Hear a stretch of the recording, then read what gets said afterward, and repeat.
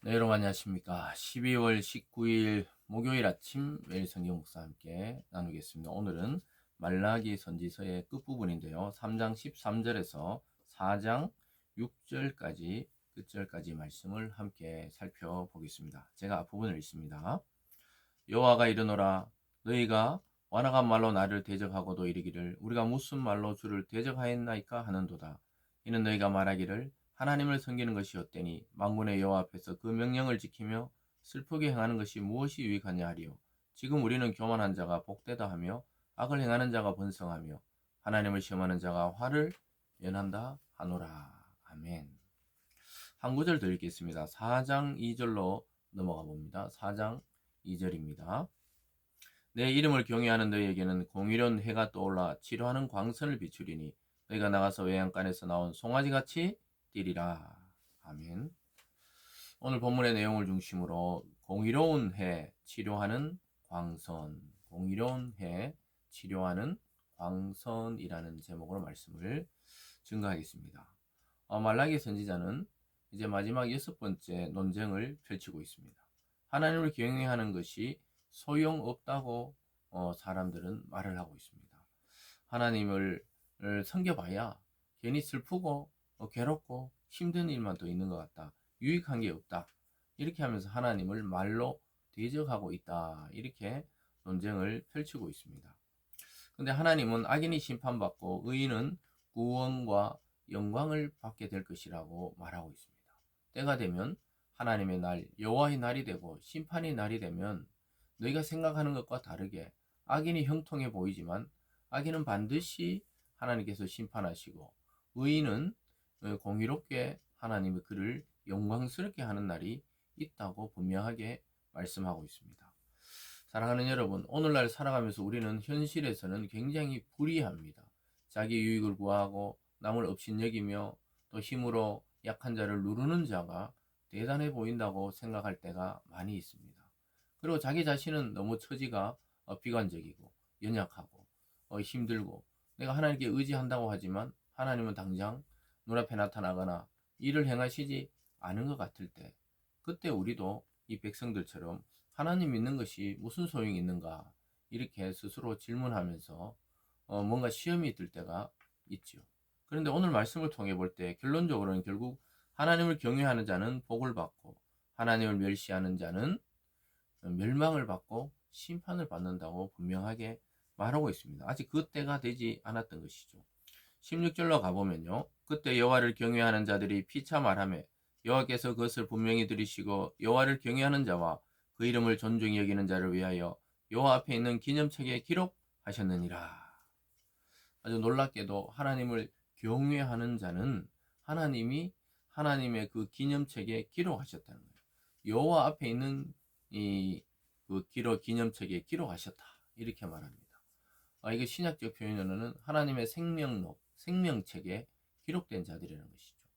사랑하는 여러분, 우리가 이 땅에 살아가는 것이 끝이라면 내 마음대로, 내 감정대로, 내 하고 싶은 대로 온갖 죄악을 저지르며 살아가는 것이 훨씬 유익할 것입니다. 그러나 이 세상이 끝이 아니라는 것입니다. 그리고 인간은 누구나 영혼이 있습니다. 육체가 끝이 아니란 거예요. 영혼이 있고 우리의 살아온 그 과거에 대한 기억들을 타인들이 가지고 있게 됩니다. 그게 무서운 거예요.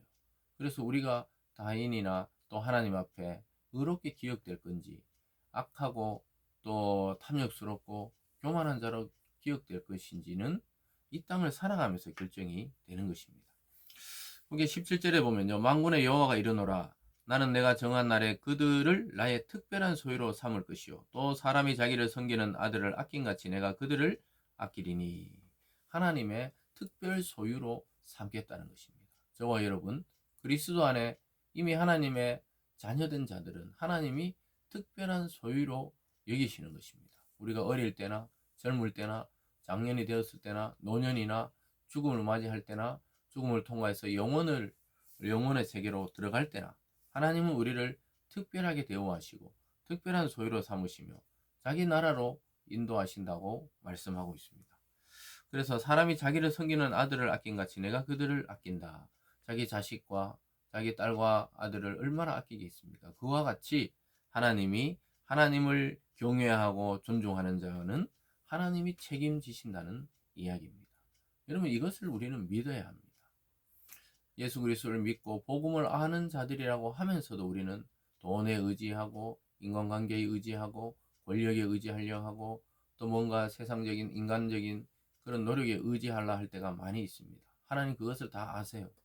그 연약함을 아시지만 우리가 그래도 우리 마음속 깊은 곳에서는 결정적일 때 결국은 하나님을 의지하고 하나님의 특별 소유란 사실을 잊지 마시기를 바랍니다.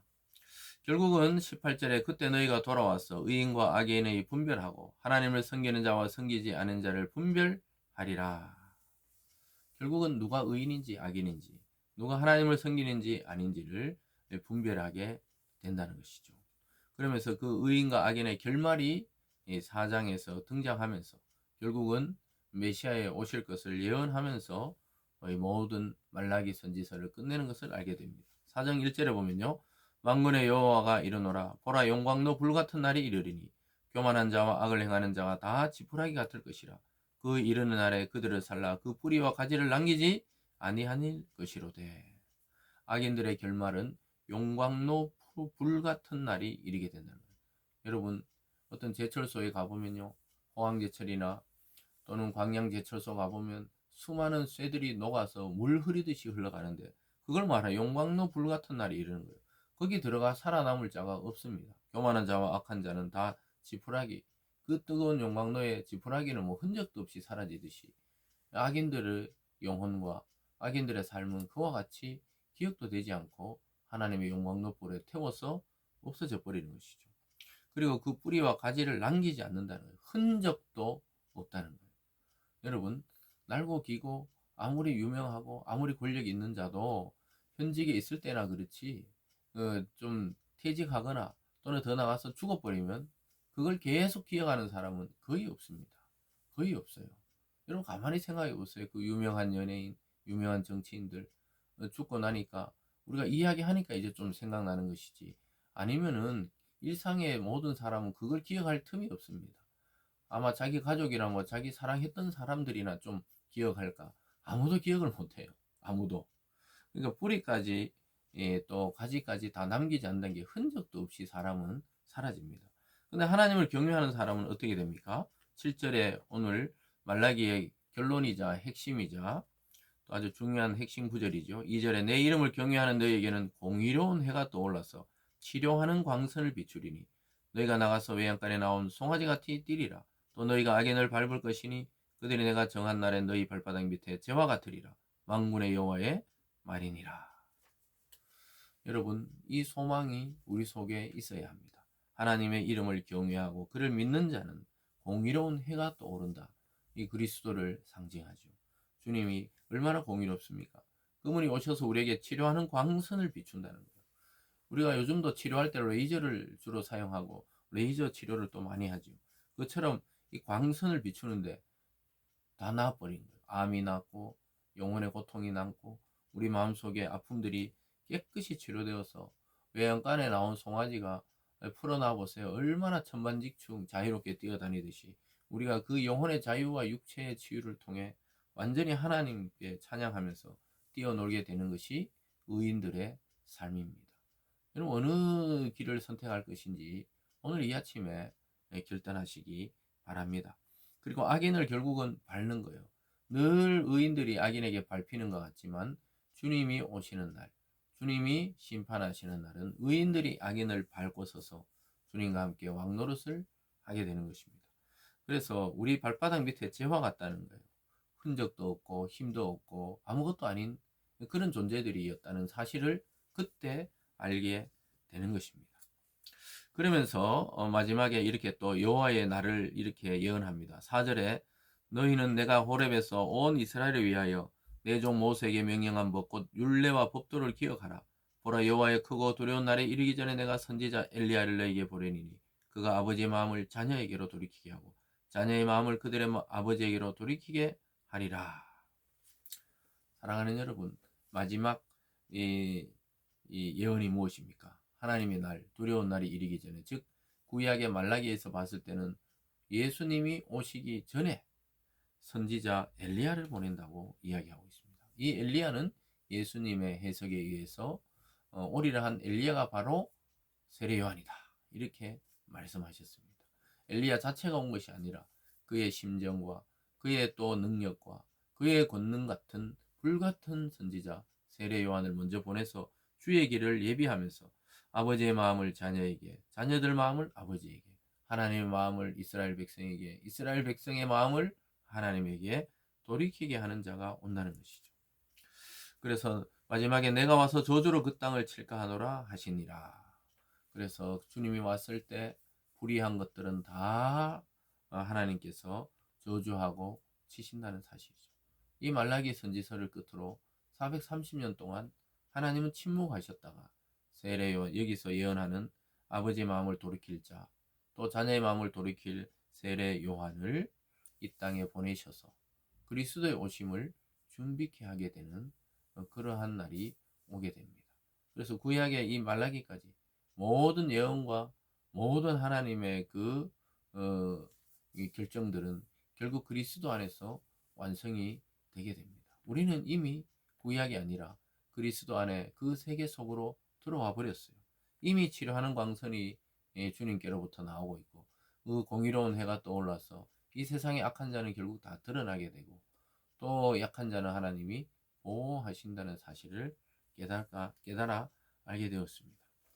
오늘 말라기를 끝으로 우리가 또 올 한해 구약의 이 모든 선지서들을 또 많이 살펴봤는데요. 이 시대와 이 선지자들이 외치던 시대는 인간의 본성이 바뀌지 않았기 때문에 똑같습니다. 주님은 또 한 번 이 세상을 통치하실 왕으로 다시 오실 것입니다. 그 주님 앞에 우리가 정말 의인으로 인정받고 또 믿음의 사람으로 인정받는 그런 은혜가 있기를 주님의 이름으로 축원합니다. 기도하겠습니다. 사랑의 하나님 아버지, 우리는 심판과 구원의 날이 오지 않을 것처럼 살아가지만 사실 금세 우리에게 닥쳐올 것입니다. 개인의 종말이든 세계의 종말이든 아니면 민족이나 국가의 종말이든 언제든지 그러한 날이 일어날 수 있다는 사실을 우리는 늘 보고 있습니다. 체험하고 있습니다. 하나님, 이것이 남의 일이 아니라 우리 자신의 이름을 깨닫고 하나님의 부르심에 응답하며 의인의 삶, 또 선한 자의 삶, 무엇보다 믿음을 가진 성도의 삶을 인내하며 꾸준히 걸어가서 결국 영광의 면류관을 다 받아 누리는 우리 성도들 되게 하여 주시옵소서. 감사드리며 예수님 이름으로 기도드리옵나이다. 아멘.